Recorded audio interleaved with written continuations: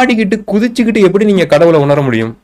எனக்கு புரியல. ஏன்னா கொண்டாட்ட மனநிலையில உங்களுக்கு சந்தோஷமா தான் இருக்கும்.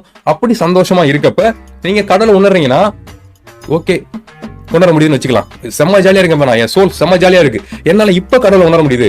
உங்க டைப்ல பழைய மாதிரி உட்காந்து அமைதியா நீங்க சொல்றப்ப என்னால கடவுள் உணர முடியல, சோகமா இருக்கு, தூக்கம் வருது, இப்ப என்னால கடவுள் உணர முடியுதுன்னா அந்த பாயிண்ட்ல நீங்க கடவுளை உணர்றீங்கன்னா கொஞ்சமா நீங்க ஸ்லோ ஆவீங்கல்ல. அந்த பார்ட்டி எகிரி குச்சி இவர் ஆர்கனைஸ் பண்ற அந்த பார்ட்டிலாம் நீங்க போறீங்க, போயிட்டு கடவுளை உணர்றீங்க அப்படின்னா அந்த பார்ட்டி முடிஞ்சு வேர்த்து டேடானோனையும் கடவுளை மறந்துடுவாங்க. ஏன்னா அது ரியலான விஷயமா கிடையாதுங்க. அமைதி நிலையில நீங்க உணர்ற அந்த கடவுள் தன்மை தான் உங்களுக்குள்ள போய் சேரும், அது நல்ல விஷயங்களை உங்களுக்கு சொல்லும். ஆனா இங்க எகிரி குதிச்சு கொண்டாடிட்டு தும்முன்னு குதிச்சுட்டு நீங்க கடவுளை உணர்ந்துட்டு வர்றேன், நான் கடவுளை உணர்ந்துட்டேன் அப்படின்னா அது அது கடவுளை உணர்தல் கிடையாது. அது சும்மா ஒரு கொண்டாட்ட மனநிலையில ஏதோ ஒண்ணு நீ கடவுளை உணர்றதா நினைச்சுக்கிறீங்க. உங்களுக்கு பார்ட்டி பண்றதுக்கு ஒரு டைம் வேணும். அந்த நேரத்துல போய் ஒரு பார்ட்னர்ன்ட்டு எகிரி குதிச்சுட்டு நான் கடவுளை உணர்றதுக்காக இவர்கிட்ட போனேன், இவர் ஆர்கனைஸ் பண்ற ஃபங்க்ஷன்லாம் போனேன் அப்படின்னு சொல்றதெல்லாம் ஏமாற்று வேலை. மீன்ஸ் இவர் எந்த அளவுக்கு ஏமாத்துறாரோ அப்படி நீங்க உங்களை ஏமாத்திட்டு இருக்கீங்க அப்படின்னு தான் நான் சொல்லுவேன்.